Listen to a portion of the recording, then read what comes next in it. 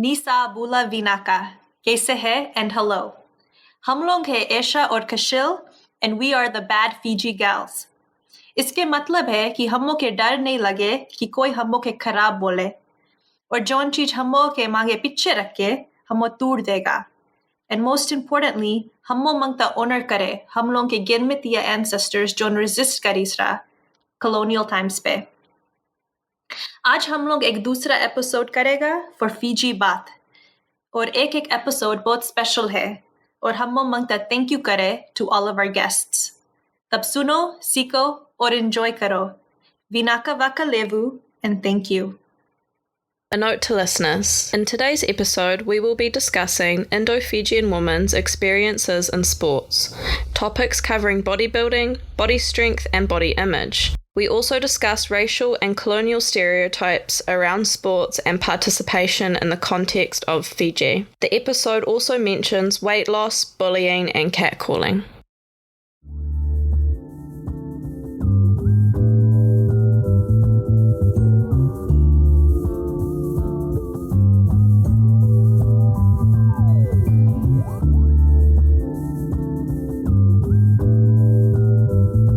Okay, so hi Bula everyone, my name is Isha. Bolavanaka everybody, my name is Kashil. And we are the Bad Fiji Gals, and today for Fiji Baat, we are interviewing our fourth guest, who is Rohini Balram.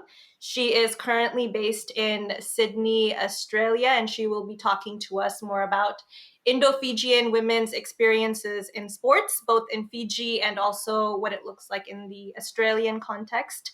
So we're gonna get into our first question. So Rohini, can you please go ahead, say hello, and just introduce yourself and whatever you want to share with us.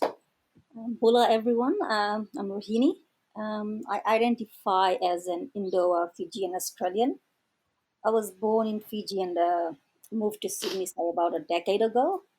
So in my teenage years, I have been doing a lot of road running and martial arts back in Fiji, but I kind of never found the motivation or platform to express this sporty side of mine. And back in 2003, I became a high school English teacher. And when I joined my first high school, I noticed that Indo-Fijian girls were still quite invisible from the school sporting scenes. Like nothing had changed much from the time when I was in high school. So when I moved to Australia, I kind of found more liberty to explore sports thoroughly, and I started running like half marathons, doing weightlifting, and playing racket sports. I got like so motivated that I did a personal trainer and gym instruction course, and kind of made it my business to assist marginalized women with exercise and fitness, both in Fiji and Australia. Currently, I'm a PhD candidate at Western Sydney University, and I'm working on a research that kind of aspires to raise the voices of Indo-Fijian women, like in relation to their sports experiences in Fiji. And in doing this, I hope to like kind of unveil some of the socio-cultural barriers and challenges that these women face while trying to participate in sports. Yeah, so that's where I am at the moment. Okay, awesome. Yeah, thank you. Thank you for sharing that with us. Cool. So in regards to Indo-Fijian women and sports, could you explain what that looks like in both the participation and competition aspects? And is it all right if you could let us know a little bit more about the Australian versus the Fijian contexts? So if I look at Indo-Fijian women in sports, I'd say in terms of research itself, there is scarce research on them, and with whatever research that I've been doing and I've been reading, so it's more like Indo-Fijian women fall in the norms of cultural self-disciplinary practices like that construct and maintain visible femininity. And also there is much pressure. Not all Indo-Fijian women are Hindus, but most of them are. So there is much pressure for Hindu girls to protect like things like their virginity as as this is very important for the marriage and stuff like that. And so when these girls take part in sports, for the older generation, and even some of these girls, it's more like they are violating these cultural norms of femininity, thus they are discouraged. And in Fiji, the cultural prominence of sports is it's divided.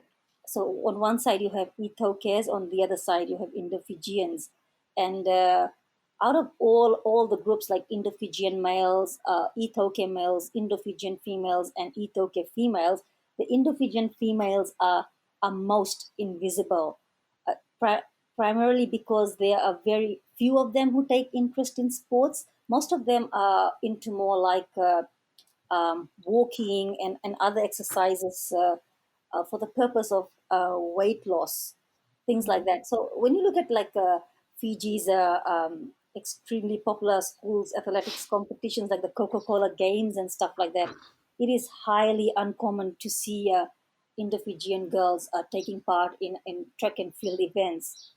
And in primary and high school for the girls, like netball is very popular, and especially in primary school, you can see that there are Indo-Fijian girls that are taking part in the sport, and some in high school. But when these women are out of school, there is hardly any representation of Indo-Fijian girls or women in netball at club or district level, let alone sort of national level. But the funny thing is that they do play at competition level if it is organized in their circle, like the Sangam tournaments and stuff like that. And yeah, and I've also noticed that uh, there's sort of an increase in individual sport participation, in the sense like bodybuilding in Fiji. You can see Indo-Fijian girls stepping into those, and a bit of racket sports, shooting, things like that. But in team sports, it's really difficult to find an Indo-Fijian woman participating. So yeah. Right. Rohini, does that change with Indo-Fijian women in the Australian context? Do you know if there's more Indo-Fijian women participating in either group sports or individual sports? So, on a personal level, I found more liberty in doing sports in Australia, as there are many marginalized groups here of minority ethnicities, including like, I'm not putting Indo-Fijian girls on the same pedestal as them, but they are refugees and they are other minority groups, and a lot of resources are being injected into this sector to accommodate like a wider group. As for in Fiji, much money is poured into the dominant sports discourse, which is rugby, and that's mostly dominated by Ethiopian males. So, as for Indo-Fijians specifically, there isn't much literature out there for me to be able to comment on like their experiences in Australia. But they are of South Asian descent. So, looking at Right. South Asians, like including Indo-Fijians in Australia, they are still underrepresented in sports, not just in Australia, the UK, and other parts of the diaspora as well. So, yeah, the representation is, I think there are a lot of stereotypes about people from South Asia that, oh, they are academically more sound and not in terms of physicality. And that same sort of stereotype is very deeply enrooted in Fiji or in the Right. Fijian. Yeah, I guess.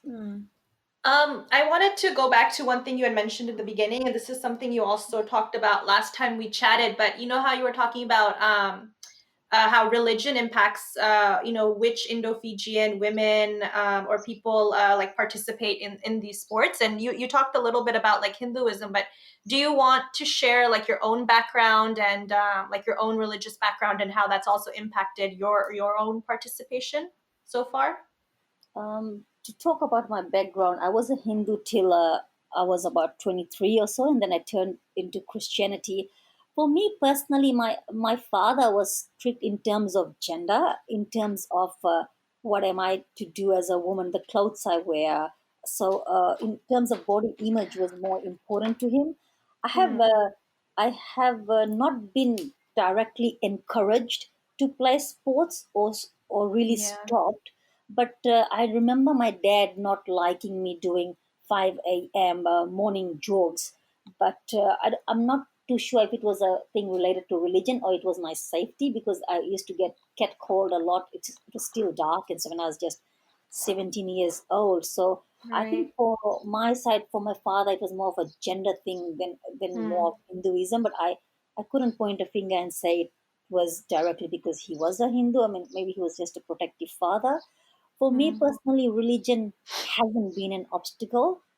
The change I saw was when I moved from Fiji to Australia. I had more freedom, not from being a Hindu to Christian, to be honest. So, yeah, for me personally, religion hasn't really stopped, kind of inhibited my sports participation, I think. Yeah. Right. Okay. Thank you. Thank you for sharing that. So I think if we move on to our next question, you shared like a bit about like your background and your family background. Another big part of this podcast is seeing how much people's Girmit the heritage has impacted like who they are and what they do today. But before we get into that, can you like do you just want to start off sharing with how you first came to learn about like your Girmit heritage and background? I think when I was in primary school, I really don't think I saw much. I mean, I can see physical differences in phenotype with Ethiopians and myself, but I don't really remember that I really thought about it. But I vaguely remember during my childhood that my nani, that's my maternal grandmother, telling some Gurmit stories of her parents. But at the time, like I was too young to make any meaning out of it. Plus, being a Hindu and also due to influences of Bollywood films, I had some interest, in my roots, and would read about it a little bit. But my major interest began when I was doing a postgrad unit on Gimrit studies at the University of the South Pacific. Hmm. Um, and specifically when I discovered the condition of women during that time, I began to empathize with them and write poems and short stories comparing like the Girmitia women and contemporary Indo-Fijian women. So later, I was motivated to pick this subject matter into my master's research, and I started working on to discover what connects contemporary Indo-Fijian women to the homeland. So my Girmit heritage has definitely impacted my current work and me. Like today, I have this deep interest and desire to be more aware of the hyphens in my identity. And I'm Right. very proud to be called brown, to speak Fiji Hindi, Yeah. acknowledge my Gurmit ancestry, and I'm passionate about like kind of raising the voice of my kindred in areas that they're neglected or underrepresented, like sports for me. Yeah. Okay, cool. I just wanted to ask Rohini, what I really love about the work that you do is that your research also crosses over into creative practices such as your poetry. How did you start coming to poetry, or what started drawing you in to wanting to write about your own histories through creative writing? Like when growing up, I was such an introvert, still am, and I couldn't express myself like vocally. So I got into writing from a very early age. Like I would not read anything; I'd like to write, and so yeah, the writing bit was there all along. But like I said earlier, when I got into that postgrad unit, and prior to that, I hadn't written much about Gurmit women and stuff like that. But when I got exposed to the literature available there, and what happened to certain women if they were there was an attempt to rape or they were beaten, so it really, that feeling that, oh, that could have been my great grandmother, or that feeling that you Hmm. empathize so deeply with them. And sometimes, funnily, when I write, I'll have tears in my eyes because I really empathize with their experiences, and I really start feeling their pain. And I have this. I mean, I can't go back and do anything in the Gurmit era, but I want my kindred, like the girls who are back in Fiji and not represented in sports, and instead of people just saying, ah, they lack physicality, man, I want, the inner, their voices to be heard. No, this is not the case. This is this because this is happening. So that has become my ultimate aim. Yeah. Right. Thank you. This This makes me think about it. Was it a short story or was it a poem you shared with us last time? It was called The Fastest Girl in the World. If you want to kind of talk about that. Well, that's like an auto-ethnography I wrote about myself. So when growing up, I used to run a lot, and I really thought in my head, like this is me in year 3 or 4, that because I could run faster than all my male cousins, so I knew that I was the fastest girl in the world, not knowing Right. that the world comprised of other Canadians as well. So yeah, later I've discovered I'm not wouldn't have been the fastest girl in the world, but the pun in that story is that I was never given that platform to even know, like, if I could have been the fastest girl in the world. Because when I migrated to Australia, I was already 27 years old. You kind of have Mm, missed that real period of when you could be a successful athlete or something, because I never got any training. It was basically doing your own thing. So that short story kind of talks about the hurdles which I've faced, what I could have become, what I am, and what I'm doing about it, and things like that. Yeah, it's yeah. I do actually have a question. I find it really interesting how you talk about migrating at 27. Yeah, so how was that process for you? Was it hard migrating at 27 to Australia? The process was not difficult for me, to be honest. Like I don't know what happens back in Fiji. Sometimes you feel displaced in a place where you were born. Mm, So I had just finished my masters and I was teaching at a high school in Fiji, and I realized that there was no room for growth for me, because if you were to move on to the next position of becoming a head of department, you should have so many years of experience. And I was the only one mm, in the school who had finished a master's. I started questioning a lot of things. Will I grow here and stuff like that? And then there was a lot of pressure from my extended family, not my nuclear family, about marriage. So I was right. like, oh my God, every time I said I'm doing my master's, and once that was finished, they're like, now you can get married. And I was like, hmm. So I applied for a skill migration and I got it, and I packed my bags, and yeah, I just flew off. Like, I mean, I was sad to leave my parents and stuff, but I was pretty independent, and I settled in okay in Australia because I didn't have a language barrier. And in yeah. terms of food, I could eat anything that stops moving at the dinner table. So I was versatile. And I had a bit of Hinduism, and I was now a Christian. So I had all these sort of experiences. So Right. yeah, the settling in bit was pretty okay for me. Until a few years back, I started wanting to go back to Fiji.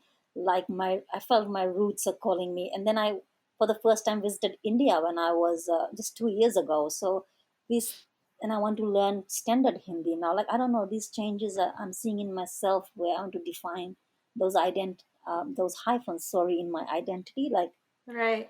yeah, I'm feeling a little different these days. Okay. So you've already kind of like touched on this a little bit, but maybe you can speak more about it in detail. But we would love to hear more about your research around Bollywood and Indo-Fijian women's identity, like formation. If you want to talk about that. So my master's thesis was like on contemporary Indo-Fijian women, and what connects them to India, and Mm, traditional Indo-Fijian. I looked into traditional Indo-Fijian gender binary constructs.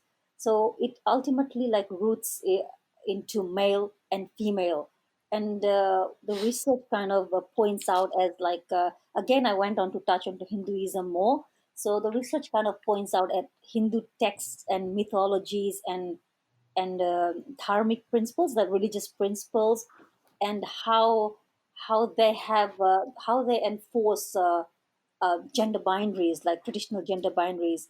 And from right. that, most Bollywood films are made. Like the gist of Bollywood films, the way they portray the male leads and female leads, especially the commercial cinema I'm talking about, it sort Mm, of reinforces the traditional gender constructs. And the research also kind of brought up that the patriarchal structures are also rooted like in the dharmic principles of Hinduism, and thus it is kind of reinforced via the Bollywood cinema. So it Mm, kind of defines like right to the diaspora what a proper Indo-Fijian woman should be like the images. So so a lot of Indo-Fijian girls in the research were like kind of imitating the Bollywood actresses, and they were relating to their physique and stuff like that. So the epitome of a masculine looking sports female was not something that that be relating to. So Yeah. like personally, they were kind of relating to the romantic flowery images of the actresses portrayed via the Bollywood cinema. So, like, I'm fond of the Bollywood cinema myself, and sometimes I do link my appearance and physique with these romanticized images. I can't help myself. Mm. However, like due to like my passion for sports, several times I funnily have heard myself say, "I'm not an Indo-Fijian. I'm a Pacific Islander," and that's quite powerful. I make this statement as I think I feel that the Indo bit in my identity pains me as Mm. someone who is weak and less able in terms of like athleticism. And this is internalized by me because of the preconceived ideas that people have in Fiji about physicality. I might be strong, but Right. I keep hearing or seeing that. So that kind of, I internalize it myself as well. So, yeah. Mm. Rohini, seeing Indo-Fijian women going into bodybuilding, has that been like inspirational for you, seeing that like shift in individual sports? That's very inspiring for me because I started off myself with bodybuilding, but like I said, I've got a spine condition, and Mm. yeah, I'm 40, so I mean, age doesn't matter, but it's just my medical condition, and did it for a few years, and back then I couldn't get anywhere. But I'm so happy to see like not just the male division being represented by Indo-Fijian men, but the female division actually is quite highly populated by Indo-Fijian girls, which is Mm. quite nice. Like they are, I have read their testimonies that they still face like backlash from families about wearing a bikini on stage or looking too Mm. skinny or stuff like that. But it's really proud to see them like hurdle these things and still go on stage and do it.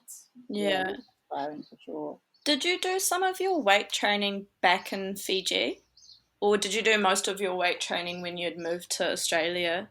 I did a little bit there, but when I moved to Australia, because when I moved to Australia, I was still doing a lot of Fiji and Australia because I always Mm. worked remotely, so I could stay 3 months in Fiji and 3 months here. So that's what I've been doing for the past 10 years. So that's how I'm able to do my work in both the countries, and Mm. yeah. Did you find that training in Fiji, there was a supportive environment around you, being an Indo-Fijian woman who wanted to participate in sports? So, for example, maybe training at the gym, were people at the gym encouraging of that? I didn't find such an environment. And actually, I just quickly share this story. When I first went from here down to Fiji, I had already started my training here, and I was aware that I've got a lower spine issue, and there's certain Mm. things I cannot do. Yeah. But I went down to Fiji, and I was down at one of these local gyms, and I was doing my own thing. So I had this trainer come up to me. He's a Ethiopia bloke, and he was asking me to do a pull up or something, or chin up. And I said, oh, I couldn't do that because I just finished a 10 kilometer on the treadmill, and I was doing myself. He said, could you do a chin up? I said, no. Then he said, the ultimate measure of fitness is if someone can do a chin up. So I found that very offensive because a chin up does show your core strength and your upper body strength. But if you've got a lower back issue, you can't pull your body up, like your weight up. So I can't do this. I was very offended, and I was a bit mean to him. And I said, "Can you run 10 kilometers?" He said, "No." So I found it he was trying maybe the idea of this Indo-Fijian woman running 10 kilometers on the treadmill without a stop. Maybe I don't know whether he was testing me or what, but I feel that Yeah. fitness has different spectrums. I Mm. have a respiratory fitness, and my lower body legs are powerful. I can run. So I didn't find that environment too much to be supported. Or if it's the Indo-Fijian men, they want to help me put the plates, and then after that maybe get my number, or I don't know, it was not very supportive. And Mm. Indo-Fijian girls were very scarce, and if they were there, basically that was more like it wasn't a friendly environment at all. There were some Ethoke blokes, funnily, who were more supportive and would come up to me and said, "Oh, we've never seen an Indo-Fijian girl train that hard." So I found those little comments more motivating as opposed to the other people present in the gym. Yeah. I have a question. So about like the bodybuilding and the gyms where you were going, just to like just to learn more about like where some of these facilities are throughout Fiji. Do you want to talk about like where you were based and like where these facilities were when you were in Fiji So, using them? yeah, I was based in Suva, and so I used to use the Metro Gym. I used to use the University of the South Pacific Fitness Center. Those two were Mm. my main hubs for training. And then there in Suva, there is the Nasese Sea Walls, and that was my 9 kilometer jog from one end, from the Rambuka Gym right up to the bowling club and back. It makes it 9 kilometers. I used to take a group of women on some Saturdays when I was there, and there are certain parks around the area where I did some HIIT trainings, or just boot camp. Not too many people, just like 5 women and myself. I worked with very small groups, especially with those women who did not want a male trainer. Not that I Mm. was promoting the gender division, but some people were just not comfortable. So Right. yeah, these are the kind of women I work with, especially with Muslim background and Hindu background women and people who are shy of their bodies and yeah wanted a female trainer instead. So yeah, I work with people like that and around those areas, basically in Suva. Okay, that's really cool. I mean, I'm wondering, do you know how this like the facility situation is in other places outside of like a big city like Suva? Yeah, I've been to Lautoka. I've trained there as well. There are a few gyms there. They're not too bad. The facilities Okay. are there, and the gym is basically whenever I've gone, it's empty. I don't know what the case is now. I didn't visit this year. I've been here all year, but very hard to see in the western side. Even it's harder to see Indo-Fijian girls, and at the Mm, University of the South Pacific Fitness Center, I'm seeing that increase a little bit increase in Indo-Fijian girls, mm, and with the in the weights section especially. So that's quite encouraging. And okay. yeah, apart from Lautoka and Suva, I don't have much. But I know that every little there are little gyms around here and there, and a lot of people have Okay. home gyms as well. So yeah. I wanted to ask, is are Indo-Fijian women and their participation in sports affected by global trends of women entering into sports? Looking at the bigger picture, yes, women generally, I mean, women are marginalized in comparison to men. Mm, But then, where are these women situated matters too. An Australian woman, a woman's experience would be different from a native uh, Fijian woman, and then the Indo-Fijian women are more marginalized in terms of the native Fijian women, and they all are marginalized in comparison to their male counterparts or male counterparts globally. But then, if the women are in the global north, their experiences are different from those who are in the global south. And in the global Mm, south, those are in the diaspora in the global south, in a host land, I think they're kind of disadvantaged as well. So it mm, just depends on the position where these women are as well. And like Fiji has a huge colonial influence, and they have gone through political crisis like coups, and many have left the country out of fear. So I'm thinking if there might be a little bit fear left, like so how you perform not just in the sporting arena, in other leadership roles like mm. people in parliament, women or Indo-Fijians in parliament, like it's still a big thing in Fiji. Like we couldn't have a Indo-Fijian prime minister, could we?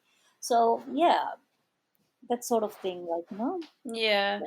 Also, I was wondering if you could just touch a little bit on why we're more likely to see Indo-Fijians in individual sports versus team sports or group sports.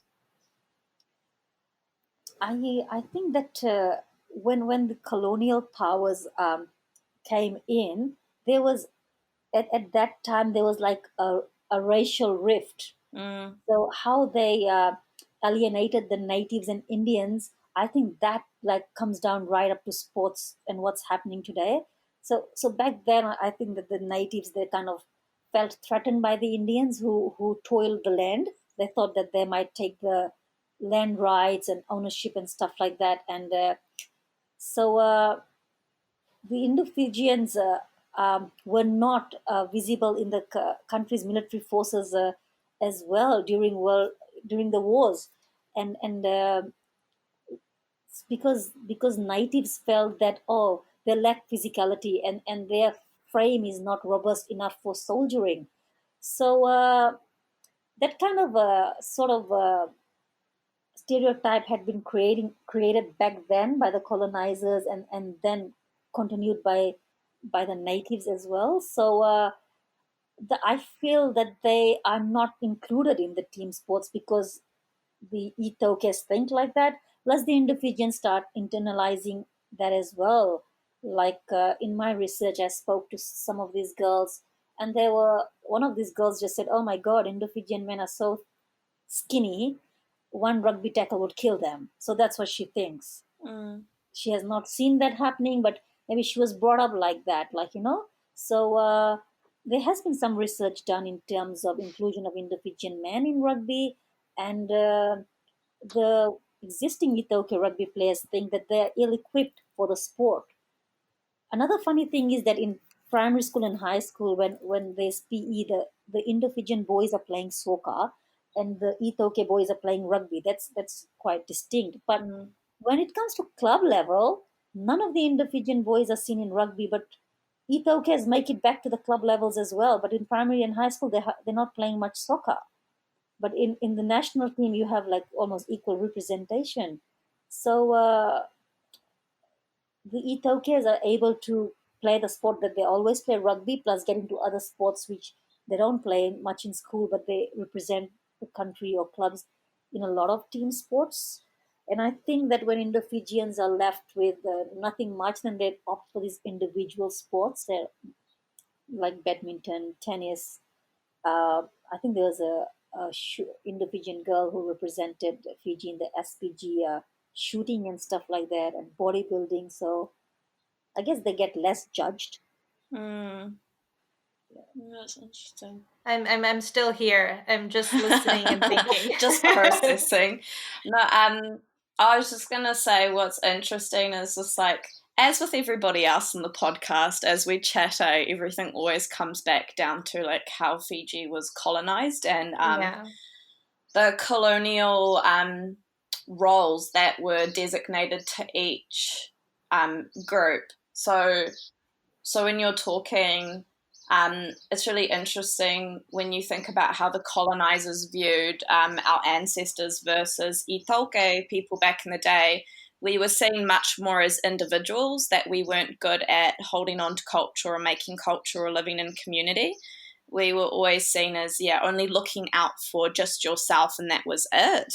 But Itoke people, on the other hand, they saw them as still being communal.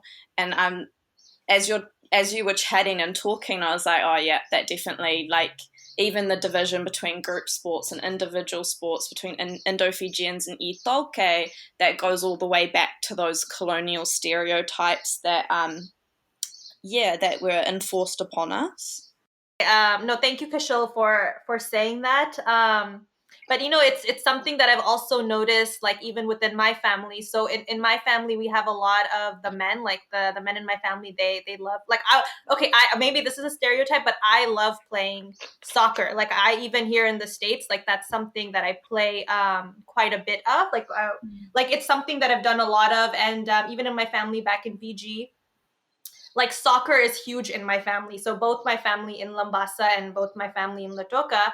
But even when I'm around my family, it's very clear about like these racial stereotypes. Like if you're Indian or Indo-Fijian, like of course soccer is our thing. And then, rugby is for Itoke people and indigenous communities.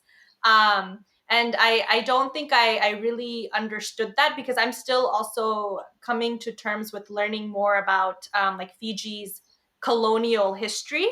But with like the stereotypes, of like Itoke versus Indian, I think this, Rohini, going back to like the gender binary you talked about of like Indo-Fijian women and how much Bollywood in India influences that. So when I've looked at colonial stereotypes, even within India, so even within the subcontinent, there's colonial stereotypes about physique, how people look based on where in India or the subcontinent you are from. And like a lot of these colonial and racial stereotypes were also used to pick different like girmit laborers and our ancestors. Like there's a reason why we have ports in Kolkata or Madras, and there was like racial stereotypes for like North Indians and South Indians.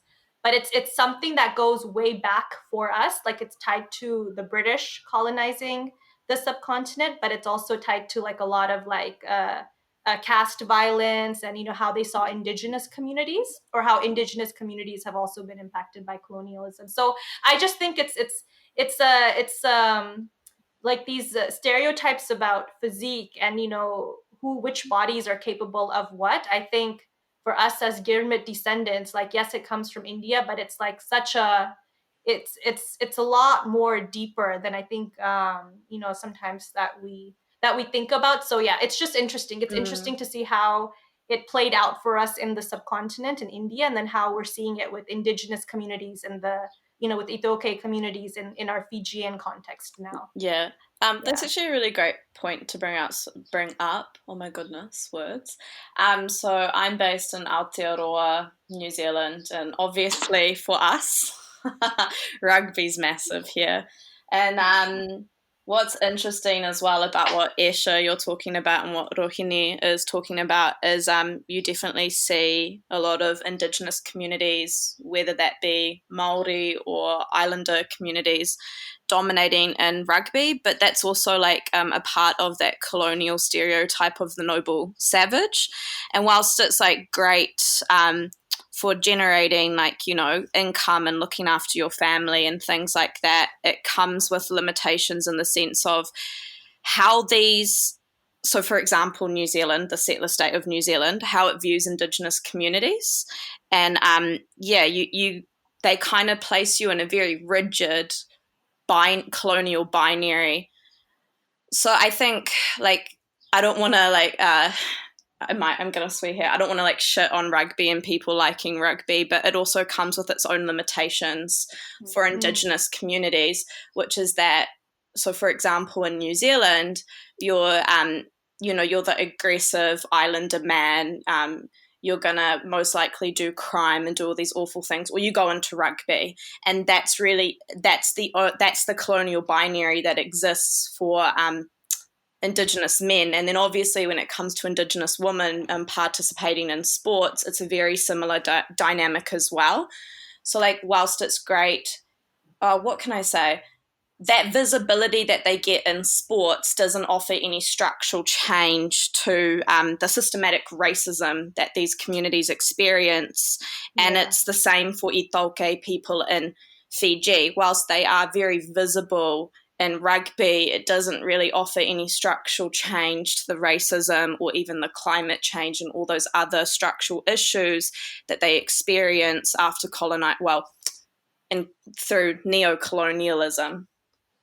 I hope I got that out okay. It was a little bit jumbled, but we got there. No, that makes sense. And I think the three of us having this conversation, like we're having a very specific conversation, but for all of and we talked about this in our other podcast, Rohini, maybe you'll also notice this, like when you listen to our other interviews, is we have a lot of listeners who don't understand like the Fijian context or even our indentured community at all.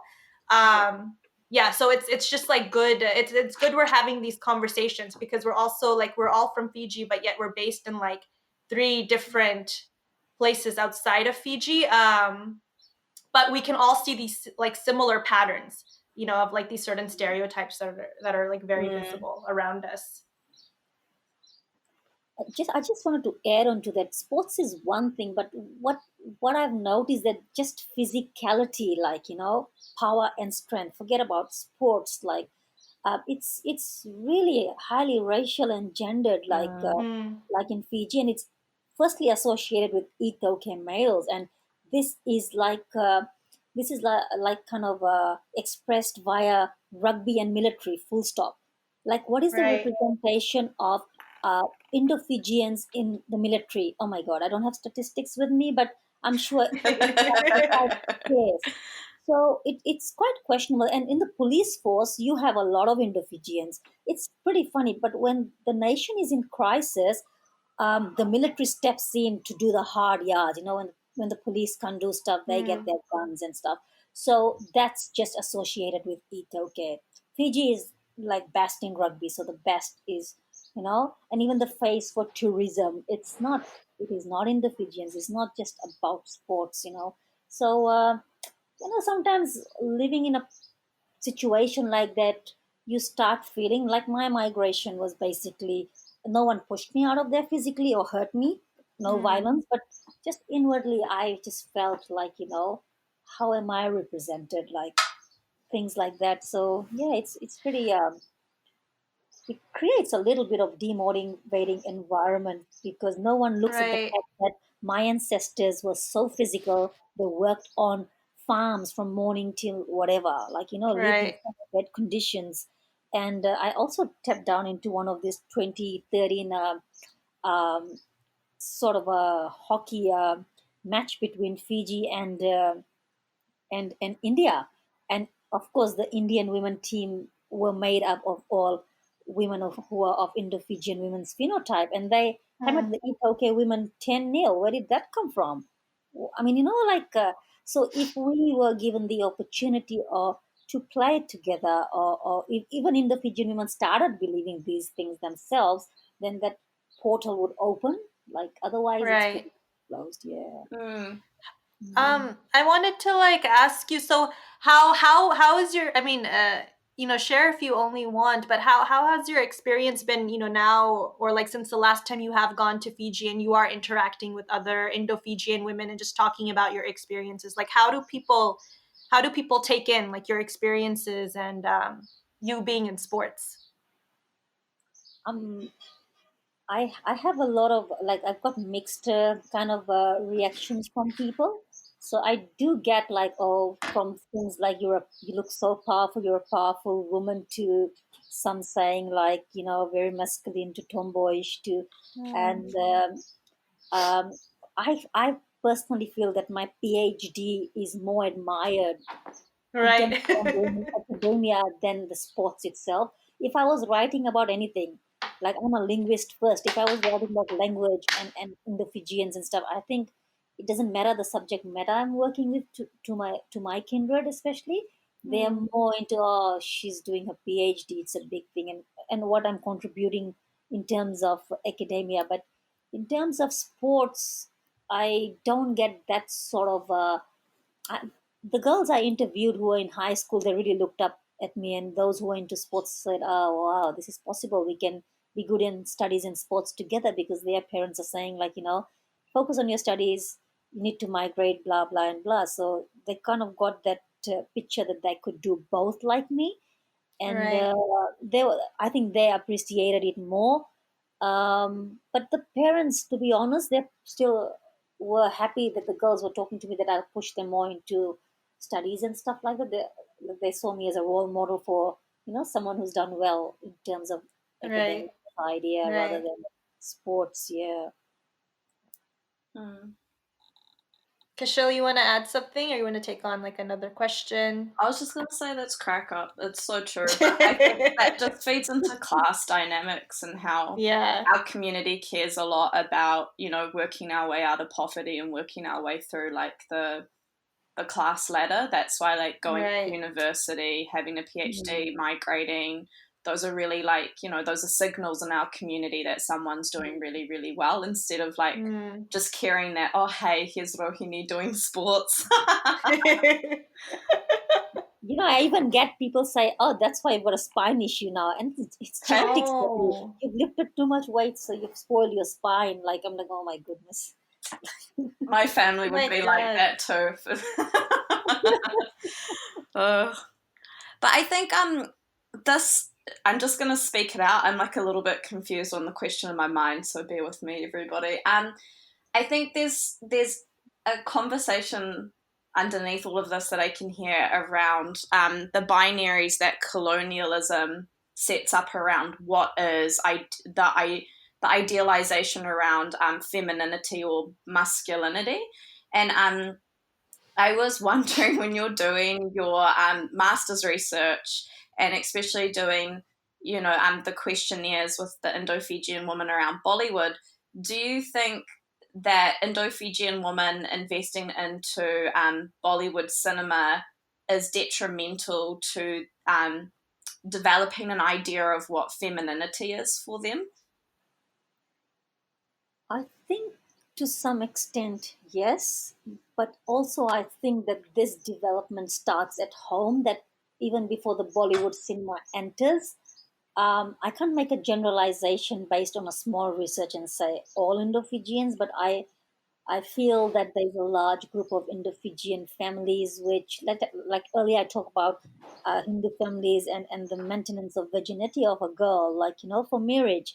So then sports becomes like not something that is ideal for an Indo-Fijian girl to be jumping. I've heard mothers say, "Oh, now you are menstruating, act like a woman, like, stop this jumping around." So all these little tags attached to how a girl should behave first starts at home, and that, like I said, could be based on religion or just the parents thinking, like, or whatever it is.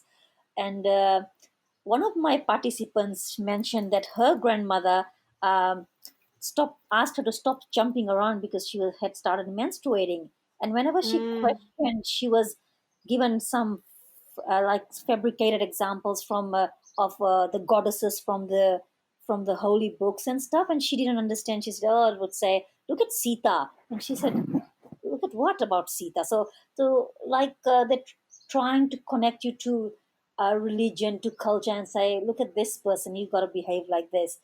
So yeah, Bollywood, like I said, resonates a bit of all these principles as well. And if there are girls who are really into Bollywood, they probably like the idea of submissive women, and yeah, there are some films which do step outside of that framework of women being submissive and all that, but there are very few of them, not too many, like not the Right. commercial cinema sort of. Yeah, so that does influence them to some extent, I think.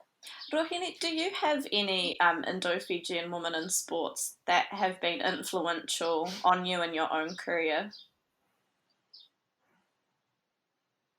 That's a very difficult question. I don't know seriously. When I was growing up, I looked a lot at Steffi Graf and um, other like Sania Mirza. Someone once told me I look like her, so I started following her. So she's a quite tennis player in India. So I started looking at role models outside of Fiji because I don't, at my time, I did not know, there's no internet properly and stuff like that. So whatever magazines I had, so I followed a few sports women, but not in the Fiji context, like Indo-Fijian.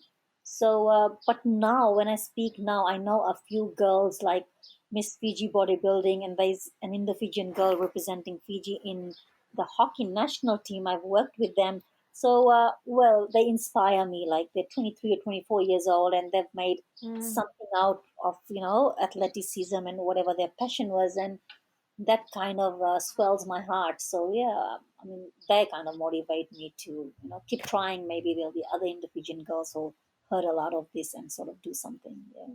Cool. Right. Should we take this question about Fiji sevens? Oh my god, yeah.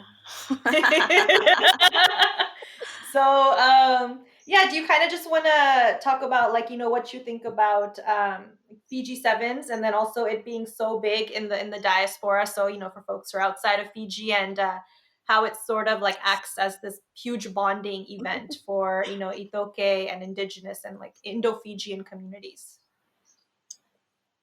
Couldn't have this interview go without a question on Fiji I sevens. know. That's the Fijian bit in me. I have a split thing on the Fiji sevens. Like, of course, I'm a big fan, like crazy Fiji sevens fan, and I play a bit of touch rugby myself. And when I was in Fiji, I played with a group of Indo-Fijian girls actually. So I got a group together, We played a bit of touch rugby, and it died out because um, you have to be really there for a long time for these things to be going. So just playing this sport with these girls kind of brought me closer to my kindred. Like that was one thing, because they all loved at least watching rugby sevens. So getting them to try it out wasn't very difficult, and because we did not have any tackles, so the girls felt safe. For me, I feel that rugby sevens has a two-way thing. Firstly, it does unite everyone, every Indo-Fijian or someone of Fijian descent, with together with the Ethokes, as unites them when we have tournaments. It does, but sometimes it's just up to that level when we are having the tournament or the games on TV, and you're like, oh yay! Then next day it's back to reality. The reality is that Ethokes are playing it; they're the performers, and Indo-Fijians are the spectators. Back to square one. Like, I mean, so the uniting bit is just there when the sport is happening. So I think that this needs to be taken down right up to preschool or primary school level when the kids enroll in school. So that's where they need to be fed in, like not to be kind of segregated into team sports based on race, ethnicity, and gender. So Right.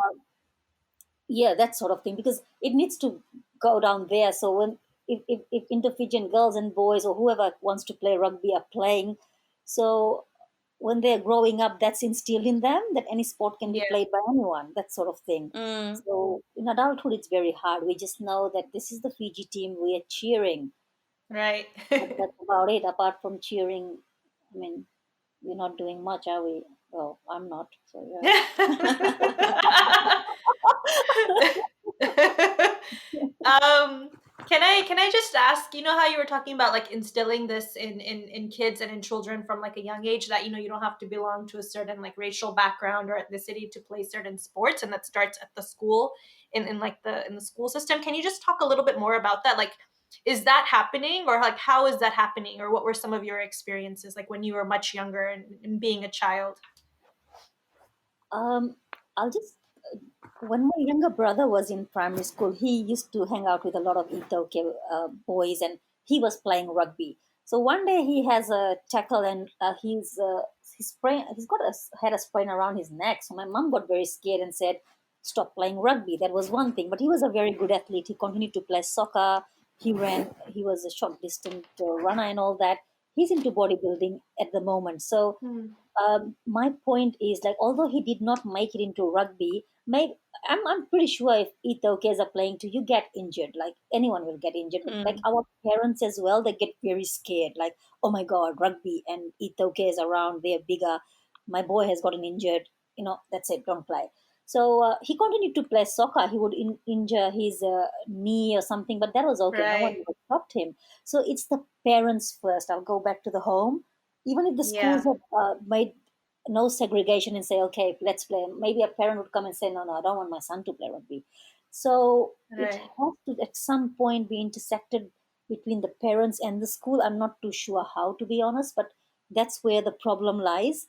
Hmm. From homes, what our parents are thinking, the dangers associated with the sport, and being okay that their son or daughters are playing with ethokes, and not and that fear in them, that if that goes away. So if the parents are fearful, the kids are already fearful. They're already told, don't do this, so they won't want to take part in that team sport and choose soccer anyway. So that needs to come to. I mean, something needs to change over there, I Yeah. think. Right. I think outside of like competitive sports, just coming together and doing team or group sports is just a really great thing that we can offer our kids, and a really great way of like learning how to come together with other people. And that's what I really love about group sports, is just meeting new people and like getting to know people in that kind of an environment. No, Yeah, definitely. that's the biggest miss for, well, my research for Indo-Fijian girls. That's the biggest miss. Like they are some are into sport. Like I was into sport. I was doing my own thing, my martial arts, my training at the gym. But there's a fine line from there. How do I jump into a team to play, even if it's not competition level? Like in high school, I always wanted to jump into the netball team, even if I wasn't chosen for the A team. But then my Indo-Fijian friends would say, "Oh, there she goes again," and the Ethiopia from my classmates would not really want me in there. So I just sat on the fence, like, I just wanted to play, not to like represent anything, but just play during PE. Right. So yeah, and even the teachers didn't make much sort of efforts to, look into individual needs or passion and stuff like that. Because maybe the class size was big as well, resources are not there, and you just have 45 minutes or whatever for a PE lesson or maybe 1 hour. So what can you achieve in that once or twice a week? Right. Yeah. So buzzy hearing this. This is just completely on a tangent. I hated PE at high school. It was like we'd always try and get out of it. I did too. I actually hated running. So Rohini, when you're over here like telling me about like you being the fastest girl, I'm like, oh my god. Sure, the funny thing is, I wouldn't run in school, and no one knew I was the fastest girl because I was so scared to put myself out. There was the Indo-Fijian boys always they'll tease me. They're spying on my clothes and like I was so Yeah. shy. I just wouldn't wanna. I never participated much in school when I was very athletic. So that's the sad Right. bit of my story. Like Yeah. I found that I don't know how to explain it, but for me with high school, PE was like the one subject. Obviously, like I'm gonna be real honest. Like I hated high school. I'm like, ugh, I'm so glad that part of my life is over. But PE was like a place that you'd definitely get picked on and bullied, and Oh yeah. so I was always just trying to get out of those situations with those people, and even the PE teachers, they were just, oh, they were awful. And funnily enough, I got really into badminton for years at high school, and just because that felt like it was safer for me, and we had really like hectic things going on around PE where there was like a lot of like physical abuse and physical violence happening. Yeah. Right. No, that's true, Kashil. I have to echo that as well. I think with PE, definitely the bullying was happening. So I also used to get bullied. And like during PE, I was just like, where the fuck are the teachers? I Like, know. why aren't they doing anything? And then you're also so scared to speak up. And then also, then you become like, it's like if you're an introverted kid, it's already like PE like gives you so much anxiety to even think about it that you're gonna have to like deal with that later on in the day. Mm. All the other nonsense. I don't know if Esha, you ever use this as an excuse, but I remember I'd keep telling my PE teacher I had my period, and one time my PE teacher was like, "Are you seriously having your period for this long?" It's like, yeah. Oh my god, that's what I should have done. that's a common one. That's a common one. When I used to be an English teacher back in Suva, so my girls would come and say, "Ma'am, could you write a letter to the PE teacher that I'm having my periods?" So they wanted me to do the crime. So, Oh my goodness. uh, I think Oh my god. I think what's really interesting is like I'll have to admit, if I was surrounded or even had a teacher like Rohini when I was younger, I think that would have been really like encouraging for me as a young Indo-Fijian woman, especially like what you're saying. It still echoes in Aotearoa. Like I remember with netball, it was predominantly the Māori girls that were in netball, and that was kind of their space. And so you're looking for a space that you can kind of fit into. And again, like I never wanted to do sports at a competitive level. It was just wanting to join in for the fun of it and trying to make friends and get to know people. But I'm actually really enjoying like trying to get into sports now. So I'm 26. But I've found like of lately that I'm really into that environment. Again, nothing competitive, but I just like going down to, so for example, my partner's really into basketball. So if his family comes over or something like that, all of us and the young ones will go down to the basketball court and shoot hoops, and we'll play games together.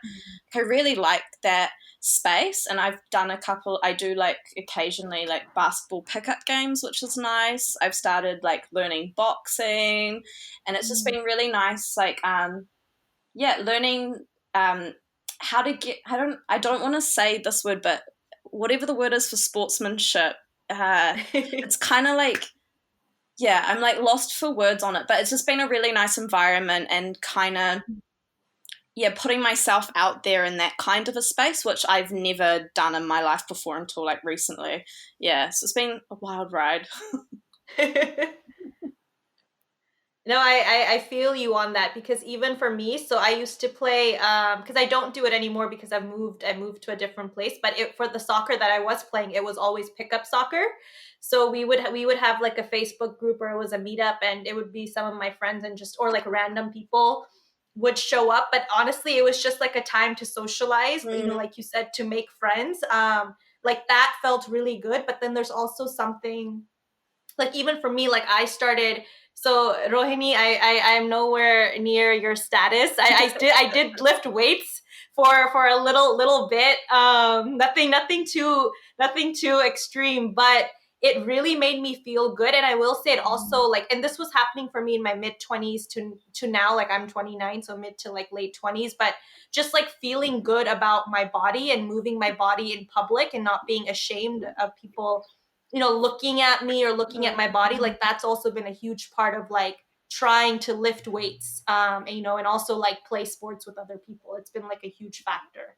Yeah. That's very interesting. I think the way weightlifting and exercising to that level kind of this positive body image that we start having, it's so much impacts on what we do every day. Like my self-esteem, I used to have a lot of self-esteem issues, so that kind of helped in that area. Like because when I'm lifting weights, I'm someone who doesn't like looking at myself in the mirror, but when you're lifting weights, you're doing that. So each time you look and you lift, like it's just this, you get empowered, like and yeah, and the improve, obviously the body image had improved in my eyes too, like the physique and stuff. Like I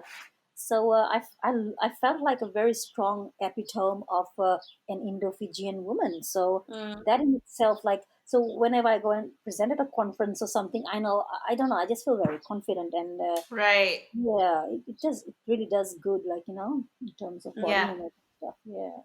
I think I resonate with what you were saying, Aisha, about like, and you too, Rohini, but about feeling like confident in your own body.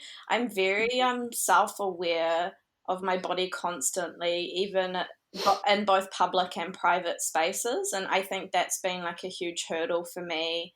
And like going to like move my body or be in spaces where I'm working out with other people. Like I'm gonna be Yeah. honest, I still can't do gyms now. It freaks me out. I don't like the kind of toxic masculinity in those spaces. I Yeah. Yeah, I don't feel safe.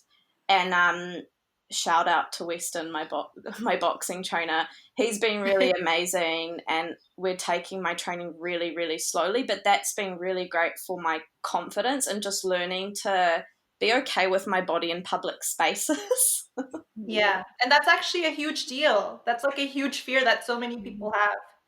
Yeah. So the other thing is, like I said earlier, it depends on where we are. I mean, I feel blessed, and Chriselle, you're in New Zealand, so Mm, we have these facilities, like we have these resources we could tap into. But in Fiji, there is a lot of awareness that needs to be created with the girls, like like just getting a personal trainer or things like that is a big deal for some of the girls. So it's just the awareness that is missing there as well, resources. So I kind of feel for them in that way. yeah, it's a good point. How do you think like we can build up resources in Fiji? Because you know what, like it'd be great for young Indo-Fijian women just at the end of school, the end of the workday, coming together to play some like team group sports. Like it's just a good thing to have.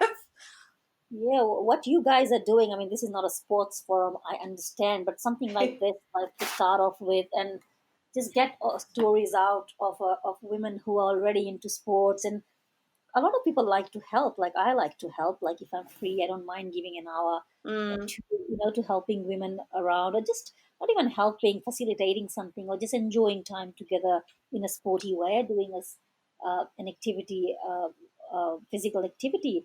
So yeah, something like this, and or maybe a forum where stories could be shared, or that could start, or just a Facebook page or something maybe where Right. information is there for people.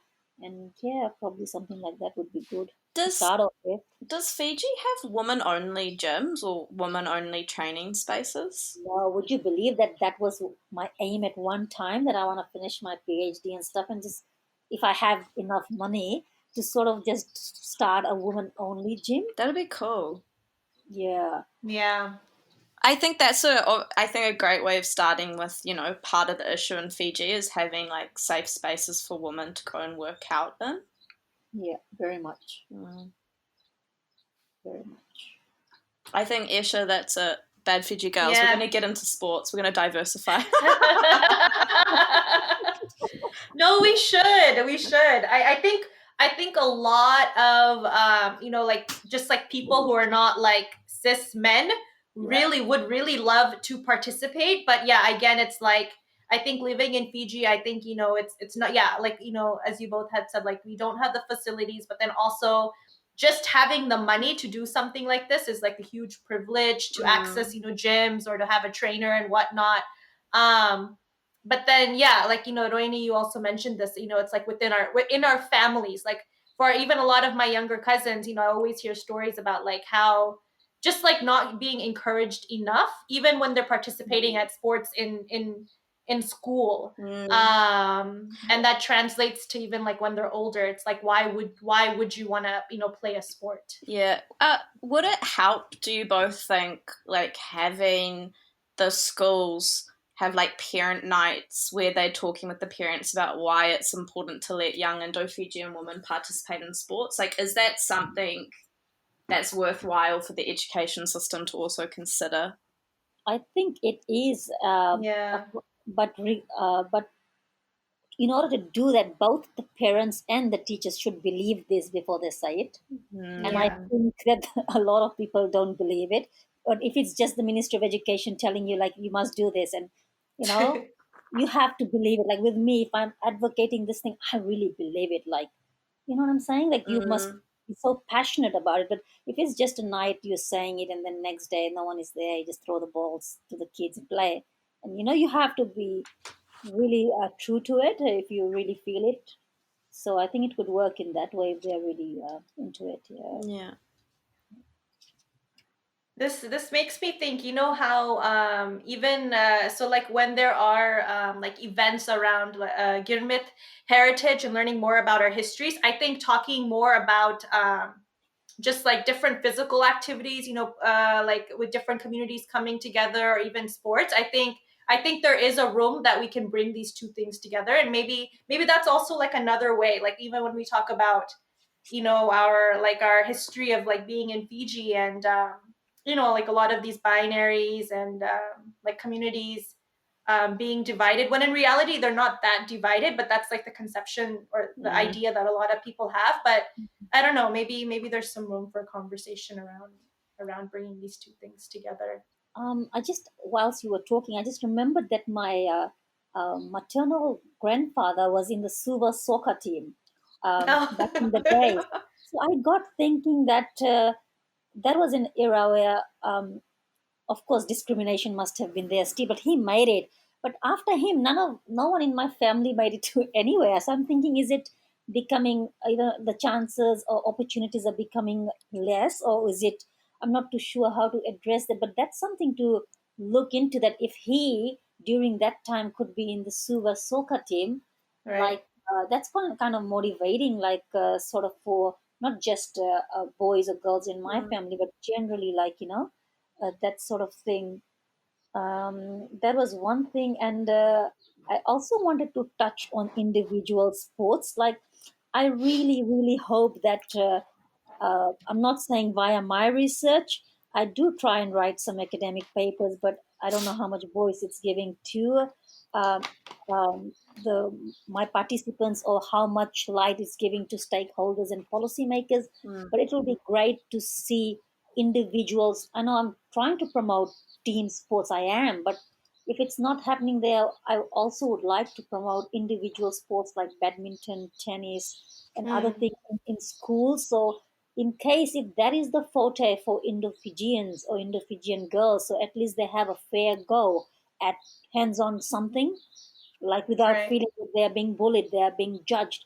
So I think that there should be some sort of choices, that it's not just team sports. Like a lot of us are scared or whatever is happening.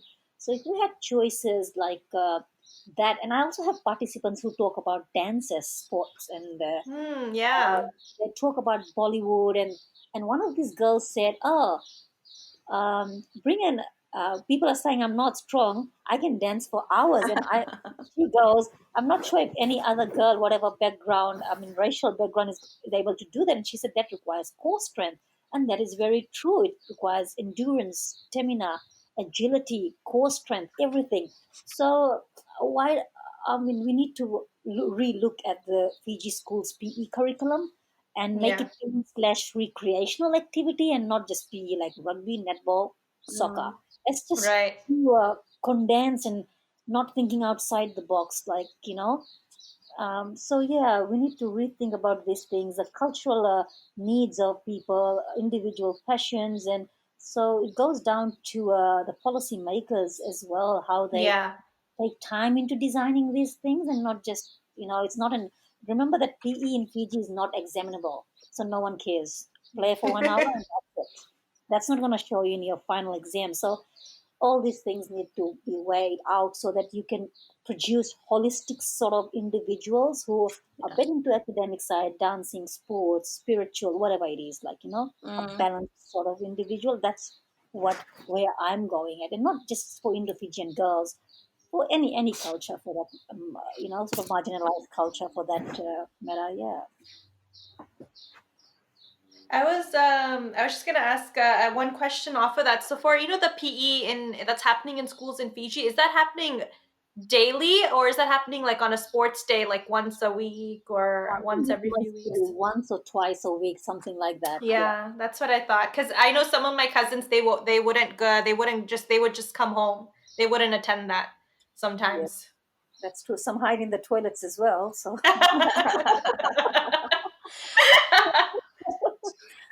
I think it's I guess it's the culture surrounding sports that is intimidating.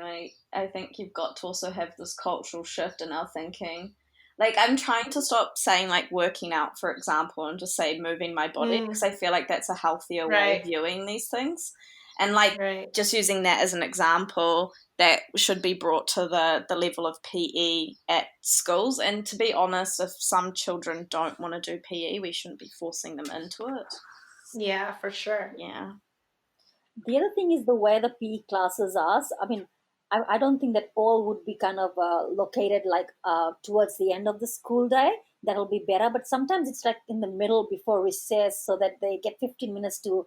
How many would be able to shower in the school? In Fiji, the facilities are not as it's here. So I think the Indo-Fijian girls, as many as I've spoken to, they get a bit like, you know, they don't wanna. I don't want to stink after PE. So little hygiene issues and personal preferences, these things need to be kind of looked into as well, and somehow you know, responded to, like, you know, these are real issues for teenage girls. They wouldn't want to stink in the Yeah. carpet. So yeah. Mm. I have a side question. I was just like, as we were chatting, I was just recalling the last time I was back home in Fiji. I predominantly stay in Nandi with my family, but I was getting invited to the Zumba classes. Like everyone was going to Zumba. Is that a really big, like, is that a growing thing in Fiji? Because it seems like it is. Like people like going to Zumba is like a communal thing. Yeah, I think a Zumba is a big hit in Fiji, especially with the Indo-Fijian women. I've noticed. I've attended a few, and it is very close to Bollywood contemporary sort of dancing. You know what I'm saying? And you know, it's an aerobic activity where people know that they will end up losing weight. Oh And yeah. as a personal trainer, I've had so many Indo-Fijian women come to me and say, showing me their family packs, which I have one now too, and saying, "How do I lose this belly?" Like, you know, that's what I get. That's almost the first thing I get. Or how do I lose weight? So there hardly anyone coming to me and saying, "Rohini, can you help me improve my core strength, my stamina, or speed, or you know, in terms of like sports jargons." It's more like, "Oh God, how do I lose weight? How do I get rid of the stomach?" So it's more about Right. a superficial sort of Yeah. cosmetic sort of fitness. Yeah. So Yeah. that's where I want to be a shift from the cosmetic fitness to health and fitness, like, you know. Right. I feel like if you're really wrapped up with like notions of losing weight and things like that, you're not gonna actually enjoy the training that you're doing. It's more worthwhile having like goals, Yeah, like you're saying, like coming to your trainer and being like, well, I want to work on my upper body strength or my core strength. I feel like it's more sustainable as well, having goals like that. yeah, that's true. Because once they lose weight and they've lost the 5, 10 kilos and they disappear because their ultimate aim was to just lose weight, you know? So, Right. I was gonna say, just as we are wrapping this up, Rohini, what do you think? You don't have to answer this either, because I feel like this is a pretty loaded question. What would be your ideas around structural change in Fiji at any level, just to encourage Indo-Fijian women to participate more in any form of sports? I think I touched a little bit on it from the families to the policymakers, and but I think what will really make a change that um, is once we start having role models, and we do have a few. It's not like it's zero at the moment. I know at least a handful of girls who participate at national level. So I think we need to kind of employ these girls in whatever sports they are, and probably like get them around to go to schools. Or, I mean, this would be an initiative by the government, the Ministry of Education, like to get these girls there because they have their normal lives going on as well. I'm sure they'd be happy to help. And once, like for me, I feel that seeing is believing. So, like the girl who's playing hockey, hardly anybody knows about her because hockey. Female hockey is not really telecasted on that, you know what I'm saying, on television, like so we don't know. We know these national heroes in rugby because we are watching them on television, we're reading about them in the papers. So the media and also policymakers need to think about how to employ these role models in spaces where they can make a difference. I'm sure if someone is athletic and sees an Indo-Fijian girl in the national hockey team that goes, wow, you know, this is possible. So Right. that's some sort of hope. So yeah, that's basically what I think is. I can't say the parents need to change their thinking, and how is that going to happen? How can someone Yeah. just change their Yeah. thinking? So it's just a way of saying, but so when the parents do see these things on national television, oh, one Mm. Indonesian girl with all those Ethiopia girls, wow. So seeing is believing. So get these girls out there and get them to work with them to get some positive sort of outcomes, I think. Yeah. That's Yeah, what no, I'm that doing makes with sense. myself. Like I'm not representing the country at a national level, but I've got a little bit of portfolio with my sports things. When I go out to schools or groups of women, I talk about it, not to boast about it, but to say, hey, look, this was possible. So when they see pictures and stuff, they're like, wow, oh, wow. So a few of them show interest and they, you know, get into the hang of things. And but they do need motivation and constant sort of support as well uh, Mm. throughout this journey. So we should have that sort of resources too, to have people on, you know, who are able to lift them up if they go astray and stuff like that. Yeah. Yeah, no, absolutely. Would you have any advice for young any Indo-Fijian woman that would like to start getting into sports or working out slash moving their bodies?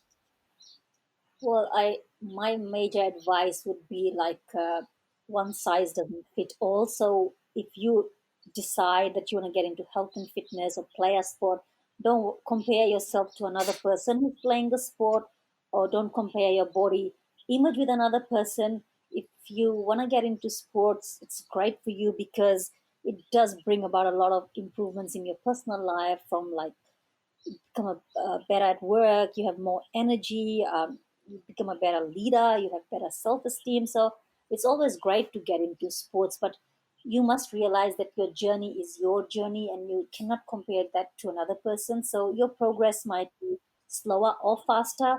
The point is to keep going and not to give up because, oh, I don't look like so and so who's been training for 1 year and I've been training for 1 year too.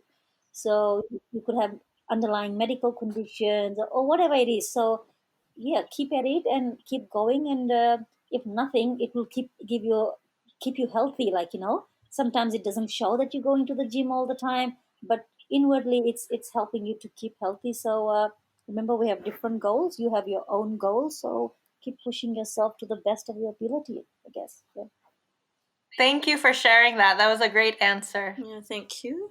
Esha, do you have any, I don't know, like last questions? No, I think I'm all good on my end. Wow, what a deep dive into sports in Fiji. Well, I just want to say, Rohini, like you can always add more, but just thank you so much for your time and speaking with us. I think when Kashil had first introduced me to you and your work, I was really excited. So it's just been really wonderful, like hearing about what you do and your experiences, because when it comes to Indo-Fijian representation and people doing different things, like sports is something that didn't even come to my mind initially, even though I know some people, who play sports, but I think this is just a really important conversation. So thank you for being with us today and sharing, everything that you have shared with us.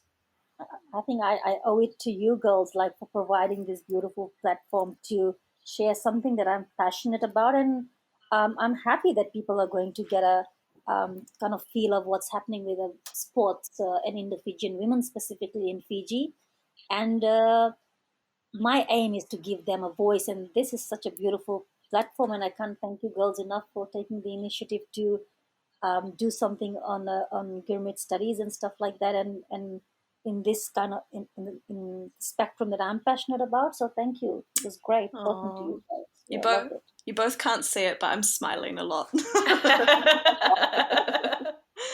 Yeah, well, Vanaka, I think same as what Esha was saying, this has been a really awesome podcast to do. It's been really good learning more about sports and how we can support our Indo-Fijian women and especially our youth more. Rohini, is there a way that people can, for anyone listening, for them to find your research online? Yeah, I would have. It's not contained in a particular sort of just one space because I write in different journals and stuff. So mostly for me, it will be Facebook because I do post links to whatever I've published, and yeah, basically that for me at the moment.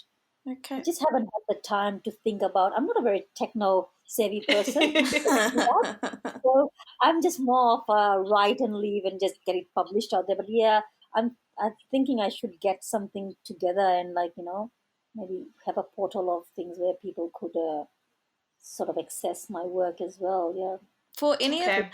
of our listeners, if they want to get in contact with you in regards to sports, would you be open to that? Yeah, sure. Cool. My Facebook page is basically on my name, and I do a lot of poetry writing on. Right now, I'm analyzing my data, so my data is analyzed in terms of poems and songs. So I post the poems and songs on Facebook, just because they're voices that I'm trying to raise. So yeah, you can find me with my name Rohini Balram on Facebook. So yeah. Cool. Well, And I'm thank happy you. to chat with anyone on Messenger. I know it sounds very unprofessional, but come on, I'm Indo-Fijian and I'm brown and inked. There's nothing professional about that. So, yeah. So I don't mind. Yeah, if anyone wants to get in touch via that channel is fine for me. Oh, awesome. Thank you. Awesome. Thank you.